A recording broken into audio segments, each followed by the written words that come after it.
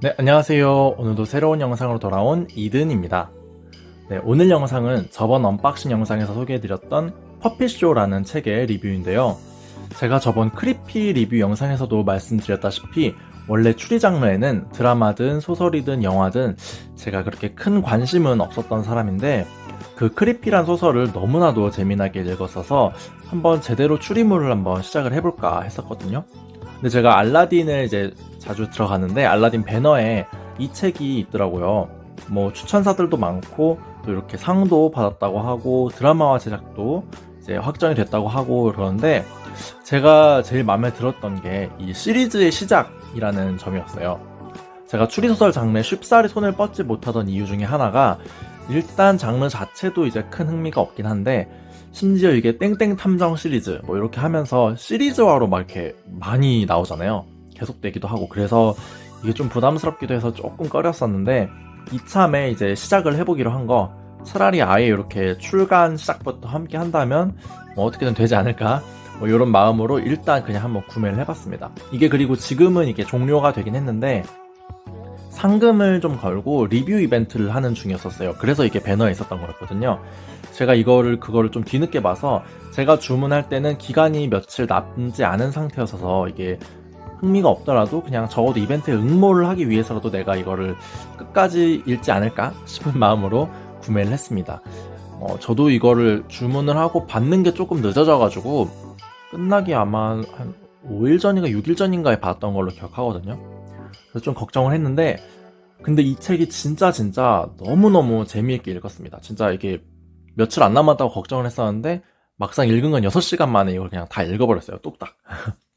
사람들이 이래서 추리소설을 읽는구나 싶더라고요. 진짜 책을 좀 내려놓기가 싫을 정도로 재미가 있었는데 일단 설명을 좀 해드리면 이 책은 영국의 컴브리아라는 지역을 배경으로 하고 있는데요.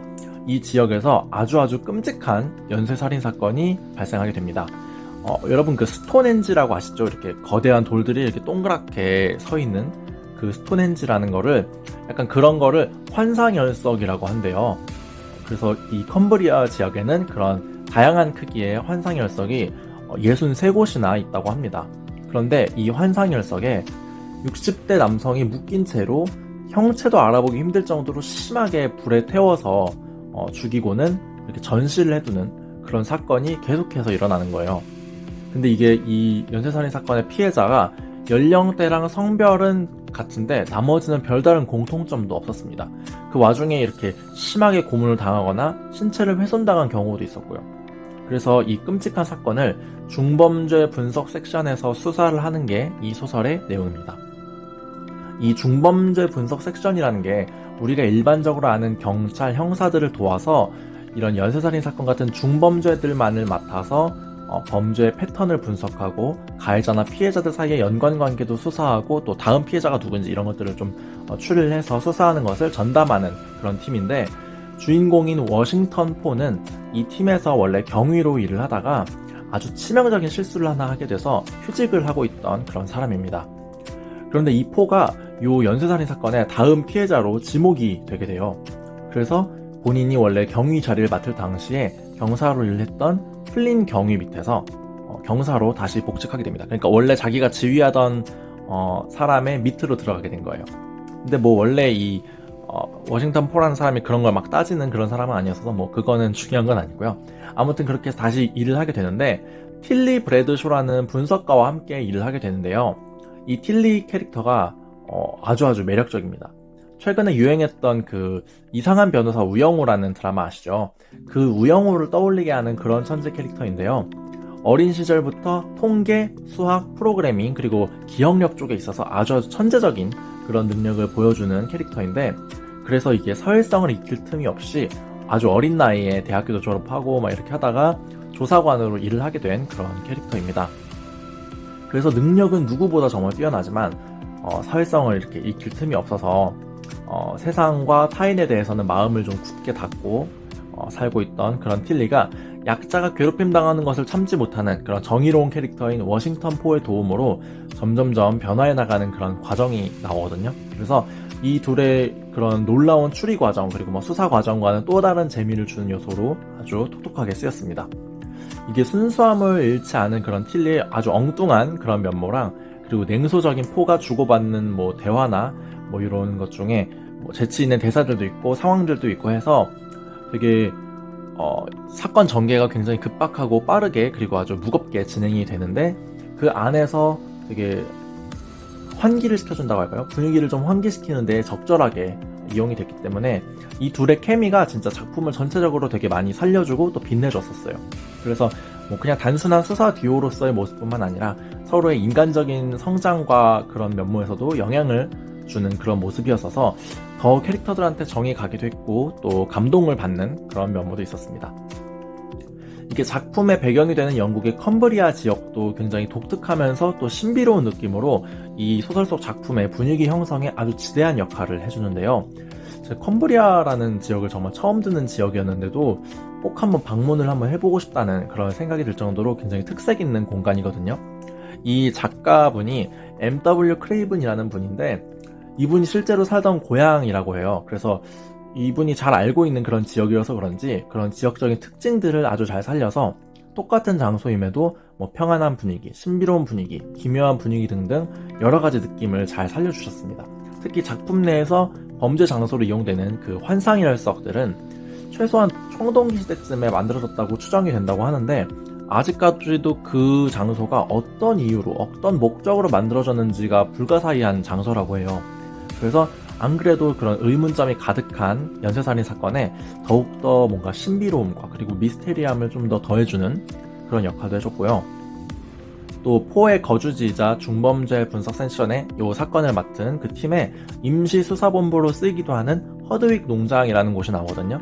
그 농장도 마찬가지로 되게 황무지로 둘러싸인 곳인데 막 뭐 돌담도 있고 이런 지역적 특성들을 잘 보여주기도 하고 또 여유롭고 평화로운 그런 양들이 풀을 뜯고 이런 분위기였다가도 막 안개가 짙게 깔리고 이러면 또 황량하고 쓸쓸한 그리고 음울한 분위기까지도 보여주기도 하는 그런 모습을 보여줘서 정말 분위기 형성에 아주 좋았습니다. 또 마찬가지로 똑같이 임시수사본부로 이용이 되는 번화가의 호텔방이 있거든요. 그 호텔방은 또 사람들이 왔다 갔다 하고 막 종업원들이 막 뭐 드릴까요? 뭐 해드릴까요? 이러면서 계속 방문하고 이래서 정신없는 그런 분위기를 또 보여주거든요. 그래서 작품 속 분위기를 많이 이렇게 조절을 해주는 그런데 또 큰 역할을 해줬습니다. 이런 배경들이 그래서 또 하나의 주인공이라고 해도 될 만큼 굉장히 매력적이었고 또 작가도 이런 지역적 특성을 묘사함에 있어서 꽤 공을 들이는 모습을 보여주거든요. 그래서 그 덕분에 읽는 동안에 한층 더 몰입을 할 수 있었습니다. 아무래도 작가분 본인의 고향이라서 더 그렇게 생동감 있게 전달을 하실 수 있었던 것 같습니다. 그리고 이게 또 영국이 배경인 만큼 막 뭐 케이크나 차 이런 것들도 나오고 또 워싱턴 포가 커피도 굉장히 좋아하거든요. 뭐 이런 약간 영국식 막 아침을 먹는 등 이런 모습들이 막 묘사가 되기도 해서 굉장히 그런 영국만의 특징을 또 느낄 수 있는 그런 부분들도 많이 나왔었습니다. 그리고 또 이게 전체적으로 제가 또 몰입을 할 수 있었던 가장 큰 이유는 이 후반부로 갈수록 사건의 스케일이 점점 커져요. 근데 그럼에도 연출의 짜임새 그리고 개연성만큼은 절대로 놓치지 않는다는 점이었습니다. 제가 추리소설에 그 발을 들이기 좀 쉽지 않았던 이유 중에 또 하나가 몰입해서 잘 읽다가도 조금이라도 좀 억지스럽게 느껴지거나 아니면 개연성에 막 구멍이 뚫리는가 싶으면은 바로 모든 게 이제 확 깨져버리기 때문이었거든요. 근데 이게 규모가 커진다고 해도 또 빈틈없이 쌓여있는 구성 그리고 독자들한테 이렇게 던져주는 그런 아주 작은 단서 하나하나도 놓치지 않는 그런 빌드업이 결말에 이제 다가갈수록 되게 감탄을 자아내게 했었습니다. 그리고 그런 단서랑 그리고 구성들 속에 실제 사건들이 시대 배경에 이제 방영이 되거나 또 등장인물들의 배경 설정 등에 이제 디테일하게 좀 많이 녹아 들어가 있어서 작품이 좀 더 생동감 넘치고 또 더 현실감 있게 이렇게 다가왔었어요. 이 점은 이게 또 김혜온 옴기니 분께 정말 감사했던 게 이런 점들을 이제 그냥 독자들은 놓치고 지나가거나 아니면 궁금하더라도 그냥 넘어갈 수 있는데 그런 부분들 하나하나를 군데군데 친절하게 각주로 좀 남겨주셔가지고 작품을 이해하는 데 아주 큰 도움이 됐었거든요. 그래서 그 부분이 정말 감사하더라고요. 그래서 뭐 이런 이유들 때문인지 이게 꽤 두꺼운 한 500페이지 정도 되는 분량이거든요. 그런데도 페이지가 진짜 그칠 줄 모르게 계속 넘어갔고 이게 결말이랑 범인이 진짜 엄청나게 궁금했는데도 이제 끝을 향해 갈수록 약간 작품이 끝나간다는 게 책장에 얼마 남지 않았다는 게 좀 아쉬울 지경이었습니다.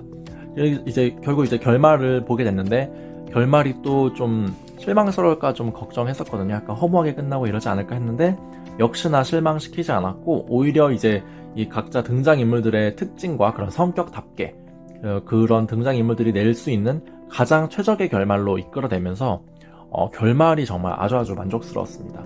등장인물들의 서사 그리고 사건 트릭의 전반적인 떡밥 횟수들 모두를 동시에 만족시키는 그런 아주 만족스러운 결말이었습니다. 그래서 이제 전체적으로 독자들에게 등장인물들을 소개를 하는 시리즈의 첫 작품으로서의 역할, 그리고 사건의 해결이라는 아주 당연한 기본적인 추리 장르로서의 역할, 두 가지 토끼를 모두 훌륭하게 아주 자연스럽게 이제 엮어서 달성을 해낸 그런 작품이었습니다. 떡밥 회수는 물론이고 또 심지어 아무 신경도 쓰지 않고 그냥 지나갔었던 그런 사소한 것들이 나중에 뒤에 가서 작품과 인물 서사의 한 부분이 되기도 했습니다. 전체적인 묘사나 연출 면에서도 이게 TV 드라마화 제작이 결정이 됐다는 게 놀랍지 않을 정도로 이제 읽으면서 그냥 머릿속으로 모든 장면들이 막 정말 영상화 되듯이 그려졌고, 또 긴장감 넘치는 수사 과정 그리고 속도감 있는 진행 덕에 책을 정말 내려놓기가 싫다는 말이 정말 딱이었습니다. 사람들이 이제 왜 추리소설을 읽는지, 그리고 사람들이 왜 그렇게 막 방대하게 진행이 되는 시리즈화에도 막 기다리고 열광하고 이러는지를 알게 해준 그런 작품이었습니다. 이게 5편까지 출간이 됐다고 하거든요. 근데 우리나라에는 이거 이제 처음으로 첫 권이 출간이 된 건데, 우리나라에도 나머지 시리즈들이 빨리 번역 출간이 이루어졌으면 하고 바라기까지 하게 됐습니다. 또 어느 한편으로는 제가 추리 장르의 시작을 너무 재밌는 작품으로 해버린 게 아닌가, 그래서 다른 작품들을 읽고 만족하지 못하는 게 아닌가 하는 그런 걱정이 조금 되기도 할 정도입니다. 네.